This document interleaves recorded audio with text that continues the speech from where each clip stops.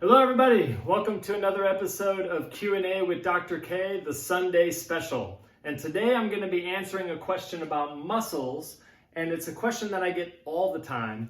And it goes something along the lines of, hey Dr. K, I've got a tight area or a tight muscle or a tight shoulder or hip, and I've been trying to stretch it out to loosen it. How do you suggest I go about doing this? And so in order to answer this question, as usual, I think it's important to take a step back and look at the question from a different manner, or at least make sure you're coming at it from the proper perspective, which will really put you in the right place to properly answer or solve the problem, right? So when we look at muscles, it's part of the neuromusculoskeletal condition.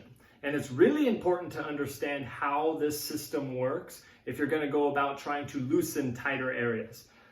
The nerves actually control the muscles to move and accept shock absorbing forces for the joints and the bones, right? So you have your skeleton, you have your bones, and the muscles work as a joint effort to move these joints.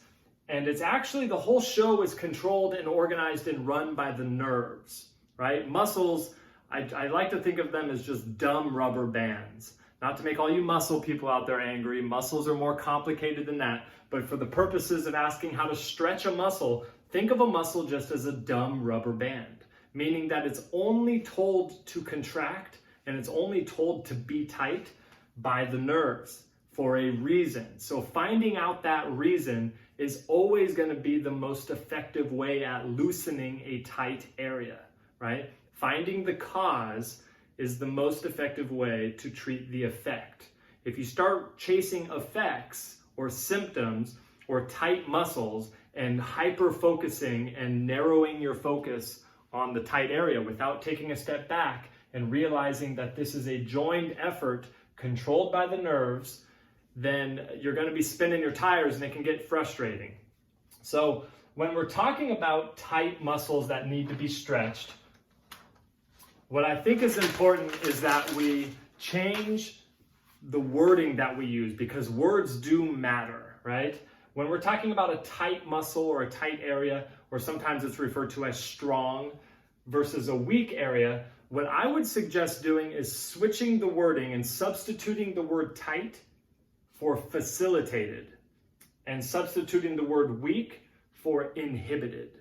And the reason being is that these are actually neurological terms. And remember, nerves run the show. So if you better understand the nerves and you better understand their connection and association and control of the muscles, then you're going to be much more likely to be able to solve that tight problem.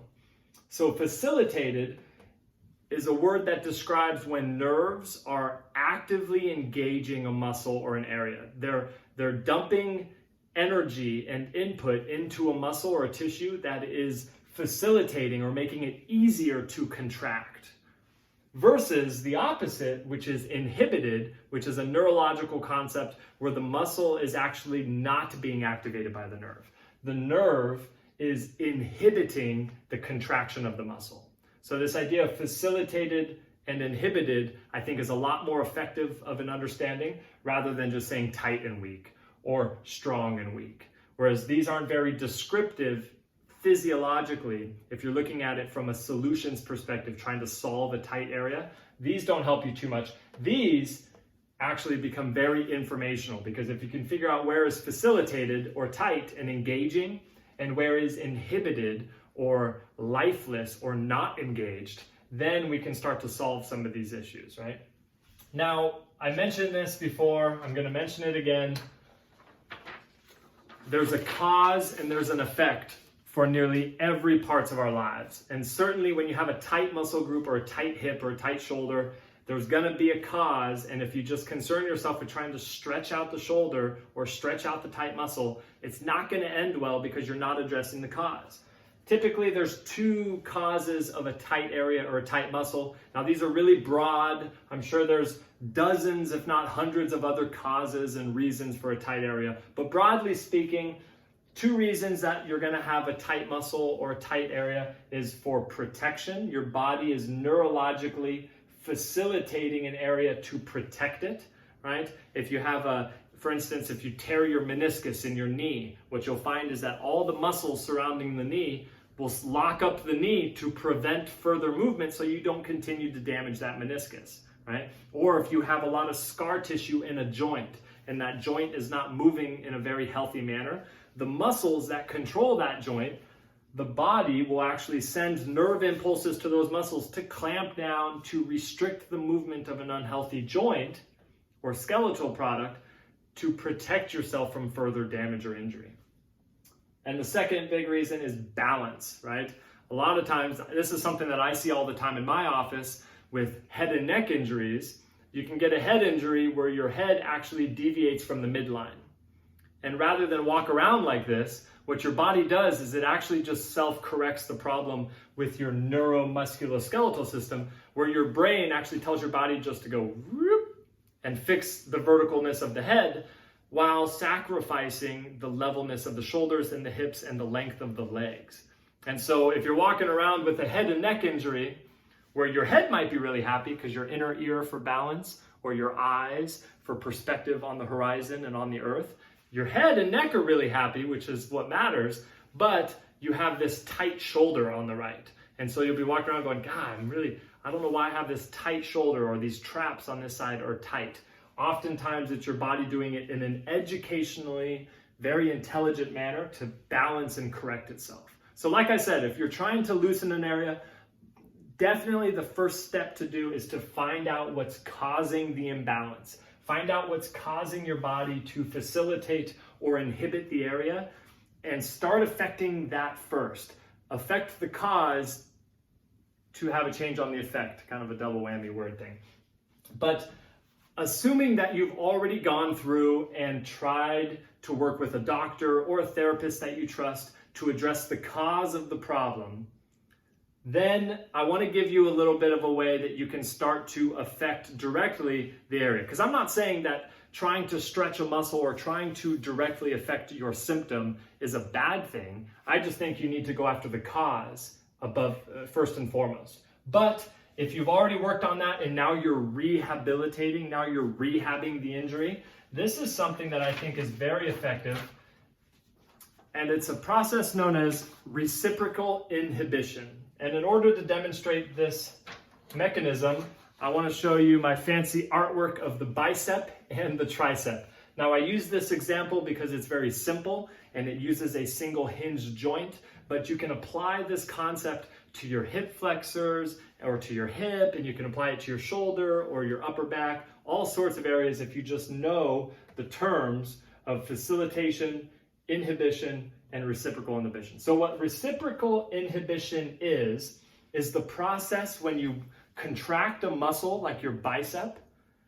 Reciprocal inhibition means the opposite muscle, the tricep, the reciprocal, the body has to inhibit or relax that tissue in order for you to achieve the contraction. In order for you to achieve this movement of your elbow, the body has no choice but to neurologically relax the tricep. And so you can use this on a tight area. Let's say you have a really tight tricep. The back of your arm is really tight and you're constantly trying to stretch it out. What might be a really effective approach for you to loosen up the tricep is to put your body through a very slow and engaging and safe bicep curl. Because as you work to engage the bicep, neurologically, you're going to be forced to relax the tricep. And we know that nerves run the show. Doesn't mean that there's not scar tissue or adhesions within the muscle belly, right? That's where you go to a place like a stretch zone or a place like a deep tissue massage to actually break up some of those adhesions.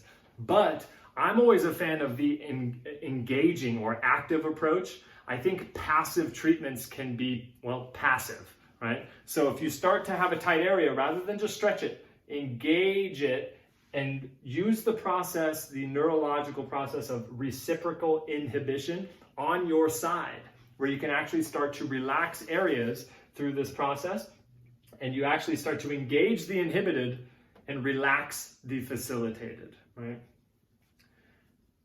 I hope this helps change your perspective on tight muscles. I hope by now you're starting to realize that your body doesn't just break down and act dumb, right? You don't just have dumb body parts that are just tightening up for no reason. There's a cause. And if you figure out the cause, and then while you're working on that, you can start to rehabilitate what you're trying to affect, the tight area, then I think you'll have a lot more success. So drop a comment in the comment section. I hope you found this helpful. I hope it changed your perspective of how to look at tight versus weak areas and start to change the terminology that you use to describe them. And in doing so, you're able to actually use that terminology to better understand the physiology to cause the effects that you want, right? So this has been another Sunday special with Dr. K. I hope you're enjoying. Starting tomorrow, we've got the Q&As coming at you every day. And feel free to drop any questions in the comment section of the videos for a question that you might want me to answer for next week's Sunday special. And until then, hope everybody enjoys the rest of your weekend. Have a good day, and I'll see you tomorrow. This has been another episode of Q&A with Dr. K, the Sunday special. Thank you.